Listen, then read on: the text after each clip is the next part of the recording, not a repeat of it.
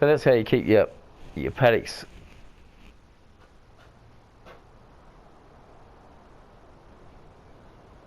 okay. We just got cut off in the middle of that.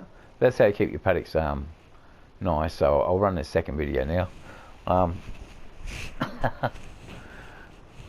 Yeah, so that's how the basics behind crop like strip farming. And then with the sugar cane itself, you gotta let this go through its paces here. We're not doing anything because the crops haven't grown, so there's nothing to do at all. It's all been planted and that. We just got to wait for it to pop its head up and then get some action start happening. So we've got to let it run through its paces. So then you've got sugar cane over here. Once it starts lighting up in a minute, we'll be able to see it. It's starting to come a bit lighter now. So you got the strip farming across the road with the corn. I could have done all this in corn strip farming as well. And you know, you got all that corn that you could put the machine through and get it all for the, which I haven't put in yet. Oh, I should do that now. Put in your silage pits. What was I just looking for? Silos.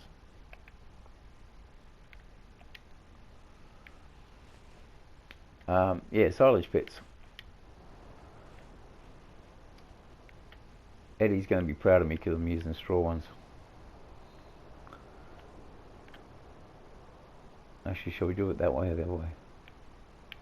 I think I might have to go this way. And I'll move them over here actually. Put them over next to the shed. So anywho, why won't that? No, it's not going to go that way, is it? So with the sugar cane, that's a 2-year thing. Like, so once you've done it the first time, you can actually come back and do it the second time. Put one here, and then we'll put one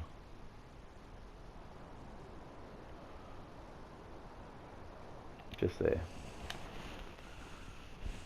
So there's my 2 silage pits made out of round bales, make it look better for a farm situation. So in the actual so we're down to ground level now. Like I was saying, with this here, because it's a seed direct only, it's not a, it doesn't directly sow, sorry, it's just a seeder. So when you come along over where you've got, I've got to go to my drone again. Bang. Right, so with the it keeps doing that because there's nothing grown there yet. Looking this way. Once you take out your cover crop, which is going to be corn and that anyway, we're going to put that in silage for the cows and that. Then it'll be bare in between the worms retreat to the actual grass area. Then you come along with that seeder, or actually you come along and you put your manure and that down first. I did mention that before. Manure and that down, and then you come along with your disc harrow, something like the case one, little case disc harrow, or if the patches are wide enough, you could run the John Deere big harrow now. Any sort of harrow, you can come along and just harrow it all in, plough it over, but don't go into the grass, right? So when you got that seeder then to come through and to plant the seed, one, it hasn't got any fertiliser with it, so you need fertiliser in the soil, hence the manure, and that's already prepped the soil, and that it's got fertiliser in it. So when you actually unfold that and you run it, it's 18 feet, I think it is. Yeah, 18 feet long. So when you run it down here, if it goes into the grass patches, because it's not a direct sow machine, it will not wreck your grass patch, right? You can run it across the grass, no worries. All you're doing basically in this situation is you're harrowing, you're cutting it open so it's aerating the grass anyway, right? It's like a yeoman plough type of thing, instead of at the root system breaking it up and opening up as with the tine as it runs through it. So it opens the soil up, makes it more fluffy and looser and vibrant for the worms net to move around with. So when you run your seeder up and down the runs here, it's getting dark again. When you run your seeder, which is not a direct sow, so it won't wreck your grass up and down here, you'll be actually just seeding the next crop in. It will not damage your grass at all. So therefore you can still have your grass for several seasons, mowing it, coming along, mowing it, fertilising it, do whatever you want to do with it, and then you can continuously harvest that to make up hay bales and that for your cattle situation, that you don't have to have massive paddocks of hay or grass. If you want, you can just plough the whole lot in again and then move it to a different paddock, you know, get it nice and fresh again, and do strip farming in the area and that again if you want. But if you do all your paddock strip farming, then 1 year you can just strip the whole lot down and then leave it harrow for a year or whatever, or plant the whole thing in grass for 1 year and leave it harrow for a year. Let all those worms in it do their good work, and that's why they got the harrow option. After you do a crop, you can just leave the stubble and that in the ground, which is pretty cool. If you haven't got sheep to run on, you haven't got the trough situation yet, so you can just put it at each gateway of each paddock and run your sheep in that to clean up all your rubbish. But so that's it. That's why I've got that, and then the cane, like I said, it's a 2-year cycle.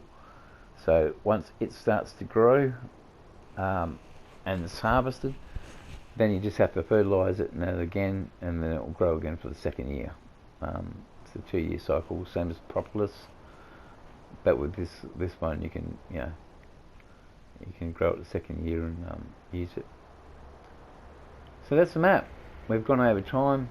It already cut off once, probably recording this second half. But that's how she is now. That's how I'm going to be game playing it. Got enough shedding in that there for everything. Got this the straw harvest and stuff here. You know, basically once you do a crop on that, now you've got somewhere to make an extra bit of income in that for the farm. It's just one of the process, same as running some cattle, fattening some cattle. If you got pigs on it, you know, I might put a little chook house here as well. You've got the veggie patches, bees, honey. See, this farm's making a bit of money on the side. It's got the the honey. It's got the cucumbers, tomatoes, you know, under glasshouse conditions.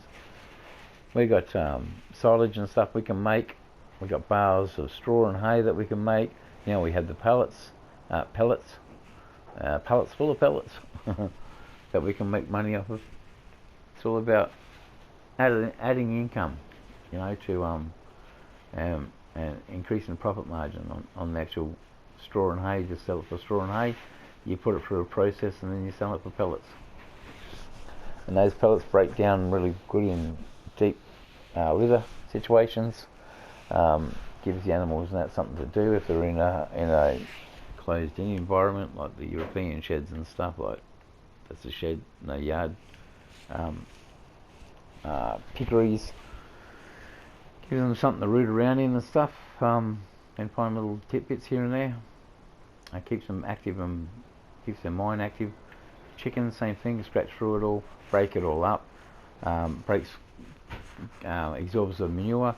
1 kilo or 1 litre, I should say, of the actual pellets can absorb 4 litres of moisture, whether it be urine or water or whatever the case may be. So 1 litre is what they say when they make the pellets in real life. 1 litre can absorb 4 litres. It's a 4-to-1 ratio. So it's good for, you know, like bedding and that, and dairies and everything else, and goes into the slurry really good. It's already broken up and breaks down better, and it goes through the slurry and that out better. It'll break down easier in the environment as well. So there you go. That's a bit of the thing on the straw harvest. We'll go down here and say thanks to Eddie for bringing it to us, and thanks Eddie. Still ignoring us, still upset. There's no crops in. He is so upset. There's nothing for him. Nothing for him to be stuffed with. Poor Eddie. So anyway, that's the farm. This is Ken Werrett. Check me out on YouTube, aka Stone Toe, and comment on the videos that you see, and be most appreciated. I do read them. I might say something about them if you're nice about it. But yes, thank you. Anyway, you have a good one. Keep out of trouble, and if you can't be good at it. See you later. Bye.